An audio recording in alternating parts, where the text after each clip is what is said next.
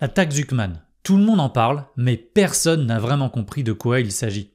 On croit que c'est une histoire d'impôts, de riches qu'on veut faire payer un peu plus. En réalité, c'est beaucoup plus profond que ça.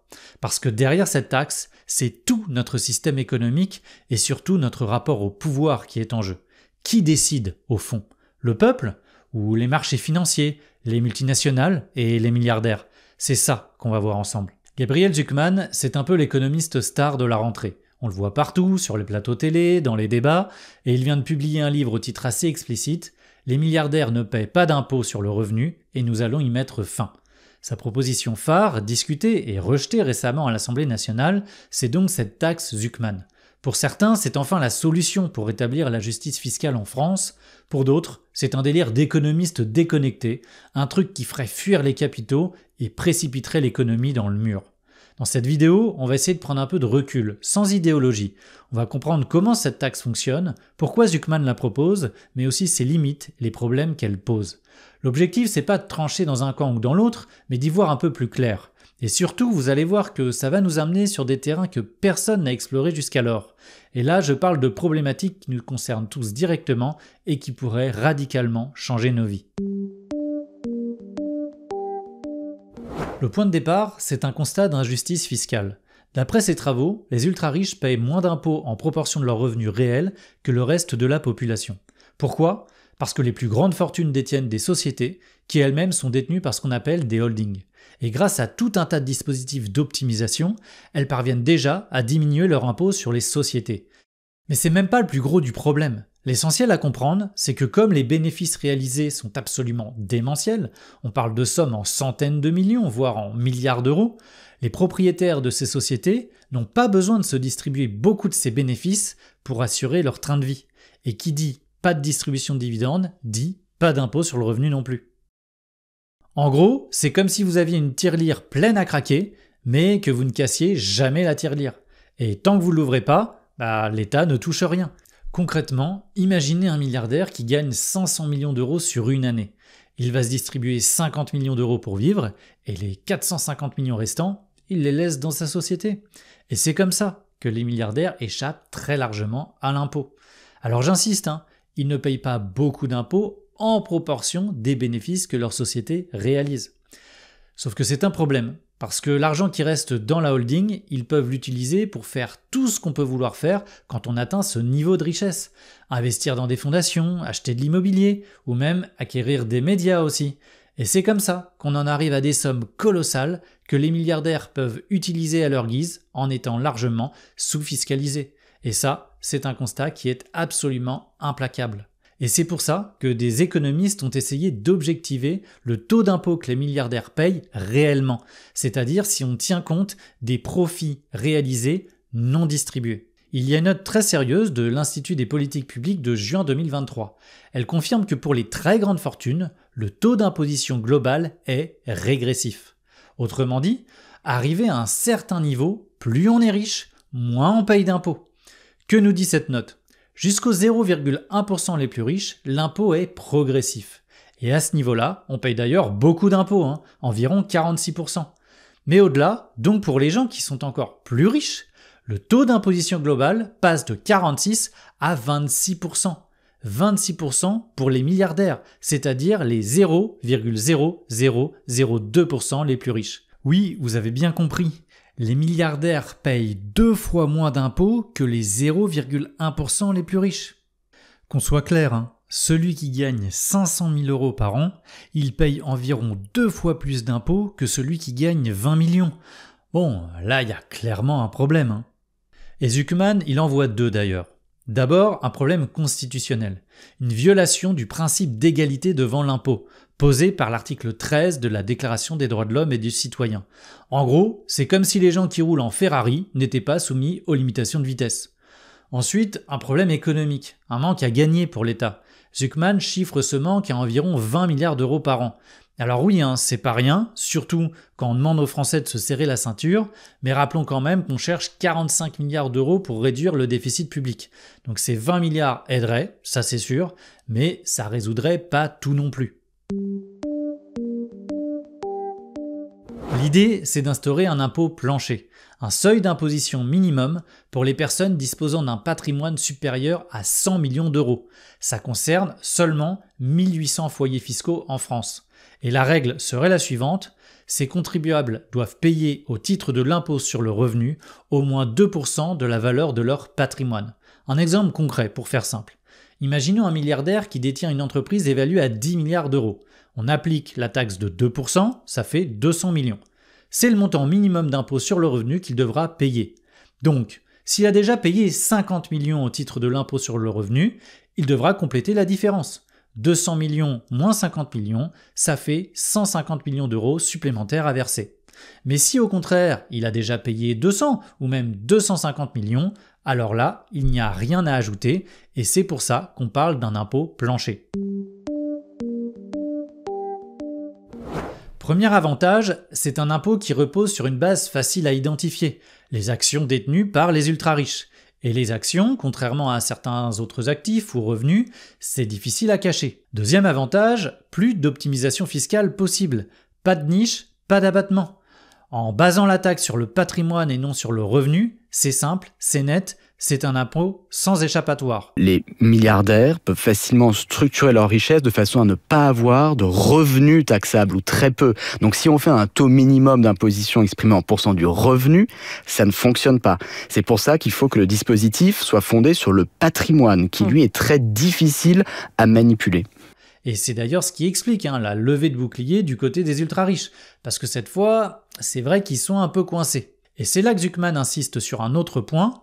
Contrairement à l'ISF, qui concernait environ 300 000 foyers, mais épargnait souvent les plus riches grâce à l'exclusion des biens professionnels, ici, le dispositif touche précisément les très très grandes fortunes. Or, le patrimoine des ultra-riches est justement essentiellement composé d'actions d'entreprise. Enfin, pour éviter l'exil fiscal, Zucman propose un dispositif complémentaire. Fonder l'impôt sur la nationalité et non plus sur la résidence fiscale, pendant 10 ans après le départ du contribuable. Moi, je propose que l'on crée un bouclier anti-exil fiscal. C'est-à-dire qu'on vienne dire que les personnes redevables de l'impôt plancher en resteraient redevables après un éventuel exil pendant 5 ans ou pendant 10 ans, on peut discuter. Les États-Unis, eux, pays communistes bien connus, ils font ça à vie. Quand vous êtes américain, vous payez vos impôts aux États-Unis où que vous habitiez dans le monde. Zucman propose la même idée, mais limitée dans le temps, donc à 10 ans à peu près. Bref, sur le papier, c'est un impôt ciblé, efficace et plutôt difficile à contourner. Ça, c'est dans la colonne des plus. Mais évidemment, tout n'est pas si simple, et plusieurs critiques sérieuses ont été formulées. D'abord, c'est un impôt pas si facile à calculer, et son évaluation peut même poser sérieusement problème. La valeur des actions, c'est un peu le marché qui décide, et ça peut être assez fluctuant, notamment dans le cas des startups, des licornes, où il peut y avoir un emballement au début, être valorisé en milliards, et puis finalement, quelques temps plus tard, on se rend compte que c'était une bulle, qu'elle a éclaté et que l'entreprise, finalement, vaut pas grand-chose. 19 milliards dans la poche de Bernard Arnault en un seul jour, et vous vous rendez compte du temps qu'il faut pour accumuler 19 milliards. Mais il faudrait que vous lui expliquiez qu'il s'agit d'une progression du cours boursier. Et que le lendemain ou le surlendemain, la valeur de LVMH ou de toute autre entreprise, pas d'action LVMH, pourrait baisser d'autant. Et c'est pour ça que certains parlent de valeur fictive. Alors, c'est un peu abusif de dire fictif, parce que les actions de Bernard Arnault dans LVMH, ça vaut bien quelque chose. Mais c'est vrai, la valeur des actions, c'est quand même toujours un peu incertain et relativement fluctuant. Ces dernières années, les cours de bourse se sont envolés surtout sous l'effet des politiques monétaires, avec lesquelles on a inondé les marchés financiers d'argent. Donc est-ce qu'on ne serait pas en réalité dans une bulle qui va bientôt exploser ? Ensuite, si on reprend le cas des startups ou des licornes, ce sont souvent des entreprises qui valent très cher, mais qui ne dégagent pas encore de bénéfices dans leurs premières années d'activité. Donc les actionnaires n'ont pas de revenus pour payer la taxe. Et là, on a un vrai problème de liquidité. 24 millions, vous pourriez payer ?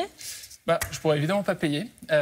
Vous pourriez pas payer, il faut l'expliquer aux gens. C'est que vous faites des levées de fonds, mais vous les avez pas en fait, directement. Vous êtes milliardaire, mais virtuellement. Ah oui, effectivement, on fait des levées de fonds, ça valorise l'entreprise et ça ne correspond pas nécessairement à une liquidité. Même pour des entreprises très établies d'ailleurs, il peut y avoir un souci. Zucman justifie son taux de 2% sur le patrimoine en s'appuyant sur un rendement moyen du capital de 6%. En gros, il estime que les ultra-riches ont largement de quoi payer. Mais ce 6%, c'est une moyenne entre différentes entreprises et sur plusieurs années. Donc vous avez des entreprises qui vont dépasser largement le taux de rendement de 2%, mais vous en avez d'autres aussi qui vont être à 0 ou 1% de rentabilité.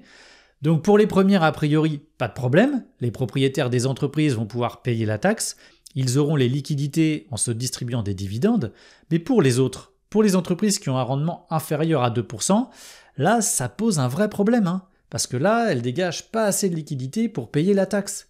Alors on fait comment quand le rendement chute ou qu'il n'est pas suffisant ? La solution que Zucman propose, c'est ce qu'il appelle le paiement en nature. Alors non, c'est pas une blague un peu douteuse, c'est une vraie notion juridique, le paiement en nature. Dans le cas de Mistral AI, j'ai proposé que les actionnaires qui seraient sujets à cet impôt plancher payent en nature, c'est-à-dire avec des titres de leur entreprise. En clair, si le milliardaire n'a pas les liquidités pour payer, il pourrait transmettre à l'État une partie de ses actions. Donc s'il doit 2% d'impôt, il donne à l'État 2% du capital de son entreprise. Mais là, évidemment, ça devient un sujet un peu sensible, parce qu'on peut vite assimiler ça à une forme d'expropriation. Et imaginons qu'une entreprise ne fasse aucun bénéfice pendant 5 ans, l'État se retrouverait propriétaire de 10% de ses actions. Vous voyez le problème. Et c'est là qu'on touche à la limite du dispositif. Parce qu'au nom de l'efficacité, la taxe Zucman calcule l'impôt sur le patrimoine, alors que l'impôt sur le revenu est censé se baser sur les revenus. Et c'est toute la différence entre un flux et un stock. Le flux, c'est ce qui rentre chaque année, c'est les revenus. Le stock, c'est ce qu'on possède, c'est le patrimoine. Et un patrimoine, ça a une valeur, mais on ne peut pas le taxer indéfiniment chaque année comme un revenu. Du coup, on peut se poser la question, est-ce que la taxe Zucman touche les revenus ou est-ce qu'elle touche le patrimoine ? Est-ce qu'elle concerne seulement les personnes physiques ou est-ce qu'elle touche aussi, même indirectement, à l'outil de production ? Juridiquement, Zucman a raison. Sa taxe ne vise que les personnes physiques. Mais économiquement, c'est une autre histoire. On oblige les grandes entreprises à générer chaque année d'énormes profits pour distribuer des dividendes qui vont payer la taxe. Dans ce cas-là, qu'est-ce qu'il va faire ? Il va faire cracher son entreprise en dividendes. Parce que vous allez lui demander des millions, des dizaines de millions, des centaines de millions, des milliards dans certains cas très faibles. Les gens qui possèdent justement une très grosse fortune. Ils vont avoir besoin de se procurer ces milliards. La seule façon, ça va être de faire cracher l'entreprise en dividendes au détriment de l'investissement et du développement. Parce que si l'entreprise n'est pas assez rentable, le patron sait qu'il va donner une partie de ses actions à l'État. Alors on peut toujours discuter de cette solution, mais pas certain que les milliardaires l'acceptent de bon cœur. Et pas certain non plus que les jeunes entrepreneurs acceptent de rester en France avec un tel dispositif fiscal. Et c'est ça que dénoncent les détracteurs de la taxe Zucman. Selon eux, c'est une épée de Damoclès au-dessus des entrepreneurs, qui pourrait décourager l'investissement et faire fuir les créateurs d'entreprises. Et là-dessus, il faut reconnaître qu'ils n'ont pas complètement tort. La question qu'ils posent, elle est simple. Est-ce qu'on peut vraiment appliquer une taxe comme celle-là, seule, à l'échelle de la France ? La réalité, c'est qu'on vit dans un monde ouvert, et que le rapport de force, il est plutôt du côté des milliardaires, qui peuvent s'installer où ils veulent, qui peuvent délocaliser leurs entreprises très facilement. En plus, avec l'Union européenne, on a bâti un système de libre-échange consacrant la libre circulation des capitaux et des marchandises. L'optimisation fiscale, elle se fait au sein même de l'Union européenne, avec l'Irlande et le Luxembourg par exemple, qui passent des conventions fiscales hyper avantageuses avec les multinationales. Les délocalisations, elles se font en grande partie au sein même de l'Union européenne, vers les pays de l'Est où les salaires sont très inférieurs. En fait, on a perdu tous nos instruments de politique économique, droits de douane, contrôle des capitaux, contrôle de la monnaie. Et c'est pour ça que décider d'une taxe Zucman tout seul dans son coin, sans remettre en cause les structures économiques qui consacrent notre impuissance, oui, ça semble quand même très très risqué. Parce que si les capitaux s'investissent ailleurs, si on perd tous les futurs innovateurs qui préféreront fonder leurs entreprises à l'étranger, est-ce qu'on risque pas au final de perdre plus d'argent qu'on en gagne ? Bon, ça c'est la vision pragmatique et un peu cynique des choses. Mais d'un autre côté, la politique de l'offre qui vise à améliorer la compétitivité des entreprises coûte que coûte, ça fait longtemps qu'on la pratique, et ça date même pas de Macron. Ça fait des années qu'on multiplie les aides fiscales aux grandes entreprises et aux plus riches. Ça a commencé avec le pacte de compétitivité sous Hollande, puis avec Macron, la flat tax, la pérennisation du CICE, la baisse de l'impôt sur les sociétés, la suppression de l'exit tax. Au final, le montant des aides publiques aux entreprises a pratiquement doublé en 10 ans, et on en est maintenant à 211 milliards d'euros. C'est colossal. Pour vous donner une idée de ce que ça représente, le plus gros poste de dépenses du budget de l'État, c'est l'éducation nationale et ça coûte 70 milliards d'euros. Donc le soutien public aux entreprises, c'est 3 fois plus. Et pour quel résultat ? La croissance est très faible, 0,8%, la dette a explosé, la balance commerciale est très déficitaire et il n'y a eu aucune réindustrialisation. Donc économiquement, manifestement, ça marche pas. En fait, je crois que c'est pas avec la fiscalité qu'on va redresser l'économie du pays, tant qu'on n'aura pas repris le contrôle de notre politique économique, avec la possibilité notamment de prendre des mesures protectionnistes, on s'en sortira pas. C'est ce que font les États-Unis et la Chine, et ça marche. Il n'y a qu'en Europe qu'on fait autrement, et on est en train de couler. Je prétends pas avoir raison quand j'affirme ça, mais je crois qu'on devrait au moins pouvoir en débattre publiquement. Et en attendant, peut-être qu'à court terme, on pourrait envisager des solutions intermédiaires. On pourrait remettre en cause les aides publiques versées aux grandes entreprises qui font déjà des bénéfices records. Il y a au moins 25 ou 30 milliards d'économies à aller chercher de ce côté-là. C'est quand même pas rien. Ensuite, on pourrait abroger le pacte Dutreil qui exonère très largement d'impôts les transmissions d'entreprises lors des héritages. Bon, ce serait aussi un bon début. On pourrait aussi envisager de taxer les holdings comme aux États-Unis. Oui, encore ce pays communiste qui taxe à 20% les profits non distribués des holdings. C'est peut-être une piste quand même. Alors après, il faut savoir qu'en France, cette mesure se heurterait à une directive européenne. Ah, l'Europe. Toujours là où on l'attend.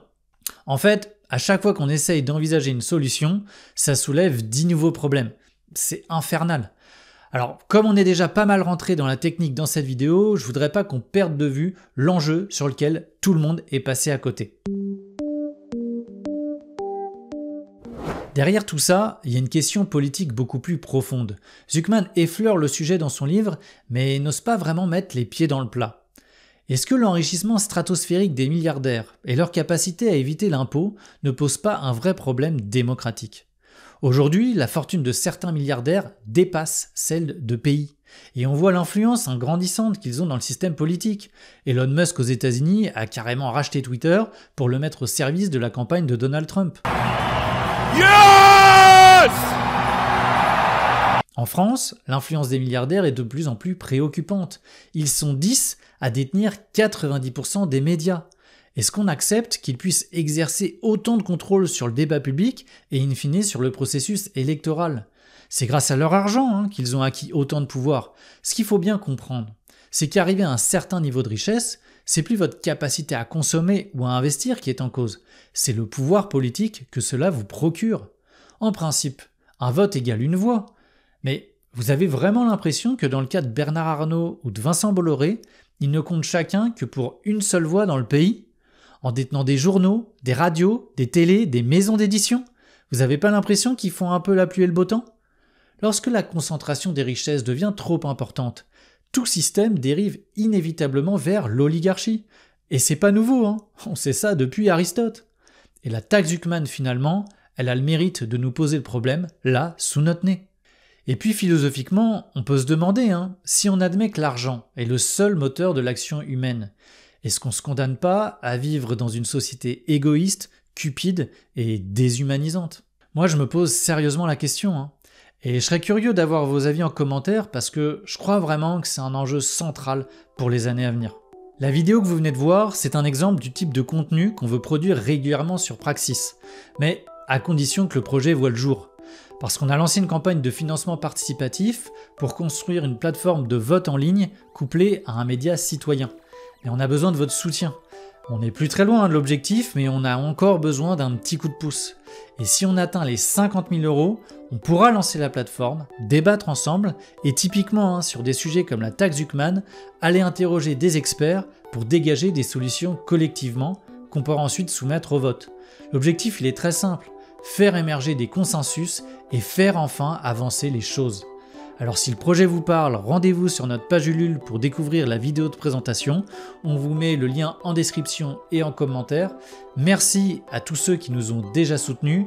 Merci à tous ceux qui vont nous soutenir. Et on vous dit à très bientôt pour une prochaine vidéo.